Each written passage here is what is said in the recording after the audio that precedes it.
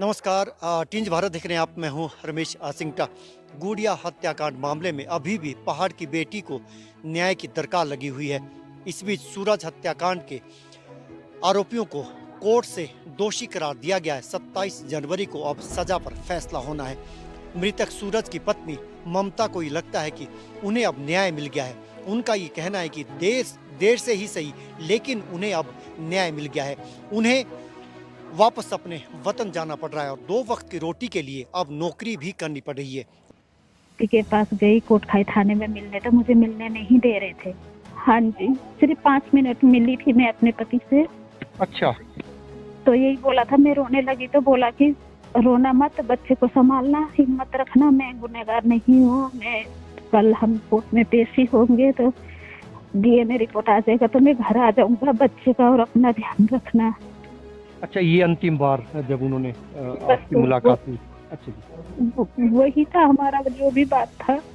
Officer को ये भी तो अब जेल के पीछे चले गए हैं ना। मैं बहुत खुश हूँ क्योंकि उनको सजा हुई। हर किसी को गुनहगार को सजा होना। जब मेरे पति बेकसूर था, उनको मौत की सजा हुई, तो गुनहगार को तो सजा तो मिलना ही चाहिए। लेट हुआ पर अच्छा हुआ, क्योंकि जो मेरे साथ हुआ ना, आगे जाके किसी गरीब परदेसी के साथ ना हो। उनको सजा मिलना बहुत जरूरी है। उनके 2 बच्चे हैं जो नेपाल में रह रहे हैं। उनका ये कहना है कि हंसता खेलता परिवार उनका मुखिया उजड़ गया। अंतिम समय में ममता की सूरत से कोटखाई थाने में मुलाकात हुई थी। तब केवल इतना ही कहा था सूरज ने कि वो पूरी तरह से निर्दोष है। उसने गुड़िया के साथ ना तो कोई दुष्कर्म किया है और ना ही उसकी हत्या की है। और इसके बाद ममता की मार्मिक कहानी आपको सुनाते हैं। हमारी बातचीत हुई है, टिंज भारत ने ममता से भी बातचीत की है और बातचीत करते करते वो रो पड़ी। उसकी पीड़ा को सहजता से समझा जा सकता है। हम वो कहानी भी आपको पूरी की पूरी दिखला रहे, उन्हीं के जुबानी, ममता की जुबानी, कि पूरा मामला था क्या, कैसे उसको सूचना मिली और सीधी उसके सामने डेड बॉडी आती है। अपने पति की डेड बॉडी को देखकर वो उसके होश फाख्ता हो चले, होश उड़ गए। पूरी कहानी है क्या, ममता की मार्मिक कहानी हम आपको बता रहे हैं। मैं हेलो। प्रेस से हूँ जी, मैं शिमला से हूँ। टिंज भारत चैनल से हूँ ममता जी। हाँ जी। पुलिस कर्मियों को आपके पतिदेव जो थे सूरज, उनके दोषियों को दोषी करार दे दिया कोर्ट ने। अब आपको न्याय मिल गया है कि अभी अब आप क्या चाहती हैं, या न्याय मिल गया आपको? सर, अब उनको सजा मिली है तो न्याय तो मिला ही है ना। जी जी जी जी जी जी। हाँ जी। और सीबीआई जो ने जो कोर्ट ने जो भी फैसला लिया है, मैं उससे बहुत खुश हूँ। तो उस वक्त जो आपके जब ये घटना घटी थी, उस वक्त आपके बच्चे कितनी उम्र के थे, अब कितने बड़े हो गए, कैसे उनका लालन पोषण हो रहा है? तो आपके आपके ही ऊपर आ गई ना सारी जिम्मेवारी। हाँ जी। मेरे बच्चे मेरे घर में है, मम्मी पापा के पास, मम्मी के पास है। बच्चे वहीं पढ़ाई करते हैं ना, क्योंकि अकेले बच्चे को लेके फिर मैं जॉब संभालूंगी या बच्चे, मुश्किल होता है सर, आप भी जानते हैं इस हाँ बात बिल्कुल, को। नहीं वो बात सही है, लेकिन बच्चे कौन कौन सी क्लास में हो गए अब जी? बच्चे, अभी बेटी हुई है 8वीं क्लास में पढ़ रही है। अच्छा। और बेटा बेटा? बेटा बेटा 5 क्लास में है। अच्छा। तो आप ये बताओ कि जब ये उनके ऊपर पहले ना, जब सूरज के ऊपर पहले ये इल्ज़ाम लगा था कि वो आरोपी है, तो आपको सबसे पहले किसने इन्फॉर्म किया था? आपको इन्फॉर्मेशन किसने दी थी? पहले वाला एपिसोड बता रहा हूँ मैं, जब गुड़िया वाला घटना घटी थी ना, जब उनको मुलजिम बनाया गया था। पहले शुरू में तो, अब किसने बताया? मुझे तो ये भी नहीं पता था मेरे पति को कब जेल ले गए, कब क्या करे, कब मार दिया। मेरे को तो मेरे पति के मरने के 10 दिन बाद, 8-9 दिन बाद डेड बॉडी दी है। मुझे तो ये भी नहीं पता था कि मेरे हस्बैंड नहीं रहे। अब काफी ओहो। चीज घटना हो अच्छा चुकी है। अच्छा अच्छा। उस वक्त 18 जुलाई कहाँ को, थी आप जब ये आपको 18 आपको ये सीधी खबर ही आई कि आपके पति नहीं रहे? मेरे को तब पता चला जब मेरे को नारी सेवा सदन के लिए ले गए थे। 18 को मेरे हस्बैंड गुजर गए थे। मेरे को 22 या 23 दिन को, जब शायद दिल्ली सीबीआई टीम यहाँ से जाके दोबारा पोस्टमार्टम किया, उस टाइम मेरे को, जब नारी सेवा सदन में जब मेरे को सेफ्टी के लिए ले आए थे, हाँ जी। तब जाके मुझे पता चला था कि मेरे ओहो, हस्बैंड ये तो नहीं रहे। अच्छा, आपको कोई पता नहीं, आपकी उससे पहले सूरज से कोई बात हुई हो जब ये गुड़िया कांड हुआ था, उस वक्त सूरज से आपकी कोई बात हुई हो? मेरे हस्बैंड को एक्चुअली वो काम के लिए चली गए थे पहले तो।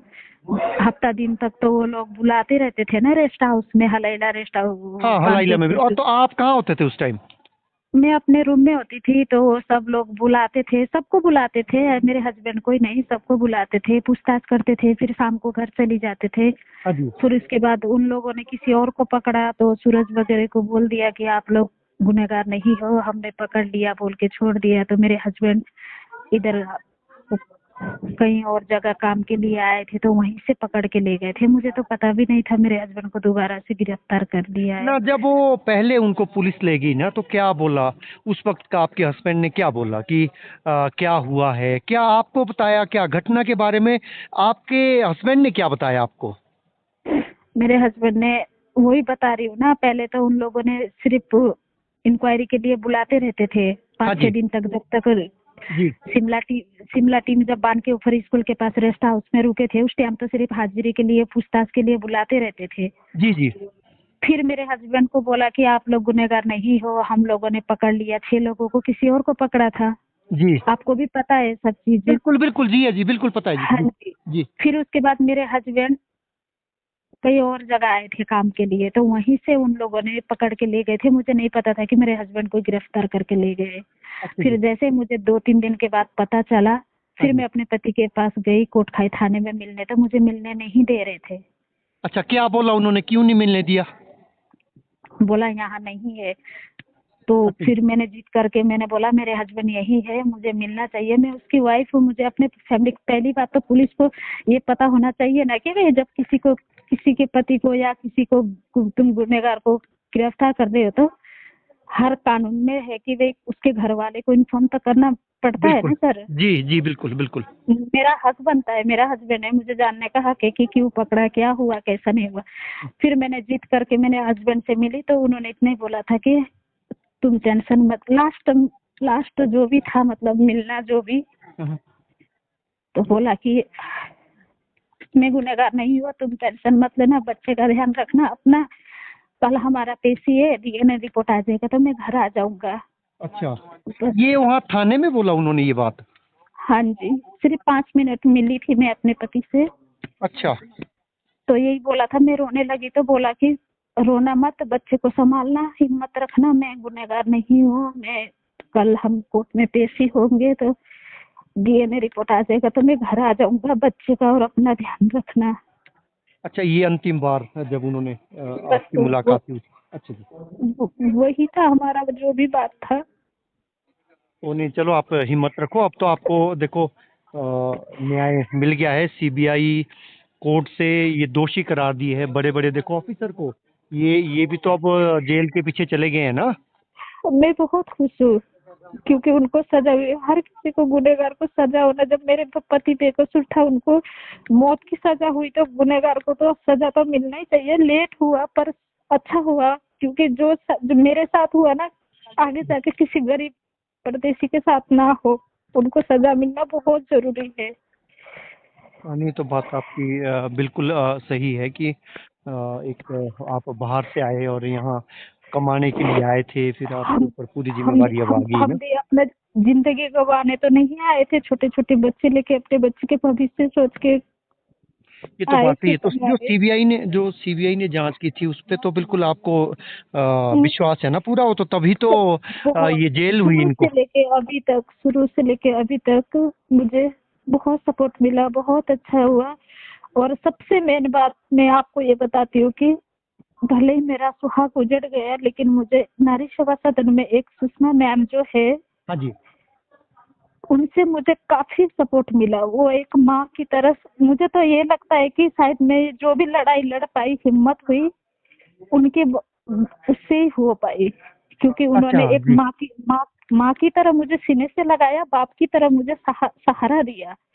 अरे नहीं, देखो आप बड़ी अच्छी बात बोले। दूसरा, अब क्या आपको अब भी लगता है कि पुलिस हाउस से कोई आपको किसी से खतरा लगता है? आपको किसी ने फोन किए हो, कोई धमकी दी हो, इस तरह की बात तो नहीं नहीं हुई? नहीं नहीं नहीं नहीं सर, किसी के ऊपर इल्जाम लगाना गलत बात है। बिल्कुल बिल्कुल सही है आपकी बात। जो बुरा हुआ वो हो चुका, जानबूझ के हुआ, दुर्घटना था या उन लोगों की प्लानिंग थी, ये तो मैं नहीं कह सकती। हाँ जी। पर हुआ तो मेरे हस्बैंड की मौत हुआ, एक कानून के उसमें ही हुआ। हाँ जी।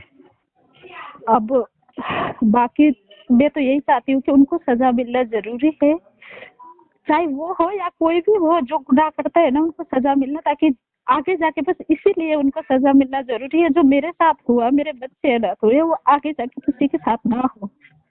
हाँ ये तो बात सही है। तो आप अब खुद जो है अपनी रोजी रोटी आपको खुद कमानी पड़ रही मैं है बच्चों के लिए। कर रही हूँ, बल्कि इवन अभी अभी मुझे घर से खबर आया है कि मेरा बेटा स्कूल से गिर के हाथ टूट गया है। मैं ऑलरेडी बहुत परेशान हूँ। सॉरी, मैं आपसे इससे ज्यादा कोई भी बात नहीं कर नहीं नहीं नहीं पाऊंगी। नहीं मैं नहीं, कोई बात नहीं कोई बात नहीं। आप देखो, आप प्लीज अपने प्लीज, मैं हाथ जोड़ के माफी मांग रही हूँ। मैं कोई बहुत बात टेंशन नहीं, में आप हूँ। आप अपने आप को संभालो, हम भी आपके साथ हैं। आप जो है वो बेटे की सेहत का ख्याल रखो, है ना। बिल्कुल घबराना नहीं है, है ना। हाँ जी, थैंक यू सो ठीक मच। आप ठीक। लोगों ने हम हमारे लिए सोचा।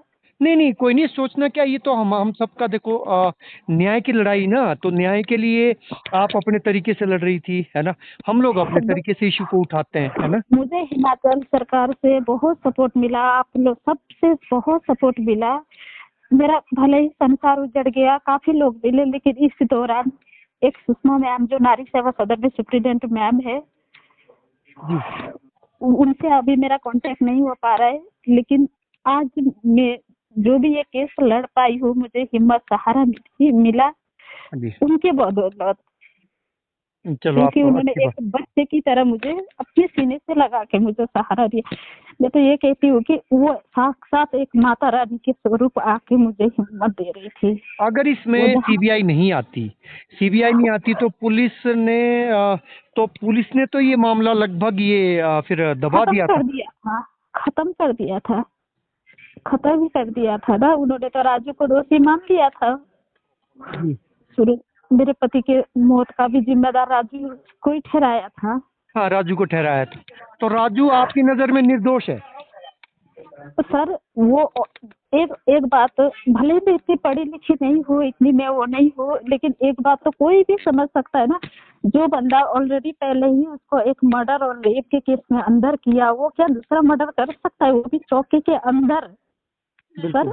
सब सोचने वाली बात है। आप सोचो, इसके ऊपर पहले ही दो दो मर्डर केस लगे हुए हैं, जी। और कितने 5-6 साल रहे हम देवेंद्र नेगी जी के पास। राजू और मेरे हस्बैंड एक भाई की तरह रहते, एक आपस में कभी तू मैं नहीं हुआ। वो चौकी के अंदर जान से मार सकता है कोई? नहीं, तभी मैंने आपसे तभी पूछा क्योंकि आप लोग को ज़्यादा पता है ना। अब हाँ क्योंकि जी। आपने सबको कैसा उनका व्यवहार रहा आपके प्रति, है ना। हाँ, लेकिन एकदम हाँ। पुलिस ने कभी आपसे पूछताछ नहीं की। पुलिस ने नहीं तो की आपसे पूछताछ कभी। सीबीआई ने तो जरूर की होगी, लेकिन सीबीआई पुलिस ने। नहीं, उन्होंने नहीं किया, अच्छा। उन्होंने नहीं किया मुझसे। बाकी सीबीआई वाले का टीम के लिए मेरे दिल से बहुत बहुत बहुत धन्यवाद है। मेरे पति को न्याय दिलाया। मैं खुश हूँ, जो भी फैसला है लेट हुआ, लेकिन बहुत अच्छा हुआ। मैं बहुत खुश हूँ। उनको अभी तो तहे दिल से 27 मैं तारीख को धन्यवाद कर अभी रही तो हूँ। हाँ 27 जी, जनवरी को अभी सजा पर फैसला होना है। अभी तो दोषी करार दी है ना उनको 8 पुलिसकर्मियों और अधिकारियों को। अब हाँ सजा जी, होगी, पर फैसला होगा 27 जनवरी को। हाँ जी। तो आपको उम्मीद है कि सजा भी होगी। सजा, दोषी करार, कम से कम मुझे ये तो संतुष्टि हुई ना कि मेरे पति कैसे मरे और किसने मारा। चलो, बाकी आप अपना ख्याल रखो, है ना। गुड़िया दुष्कर्म एवं हत्या मामले के आरोपी रहे सूरज की 18 जुलाई 2017 को हवालात में, कोटखाई के हवालात में मौत हो गई थी। और बाद में जब सीबीआई की जांच हुई तो उसमें पता चला कि 8 पुलिस कर्मियों ने उसके साथ निर्मम हत्या की है। ममता का ये कहना है कि उसके परिवार को न्याय जरूर मिला है। सीबीआई की चंडीगढ़ कोर्ट फैसला 27 तारीख को जब सुनाएगी तो सबकी, हिमाचल प्रदेश के सभी लोगों की भी निगाह इस केस पर जमी रहेगी। टिंज भारत देख रहे हैं आप। नमस्कार।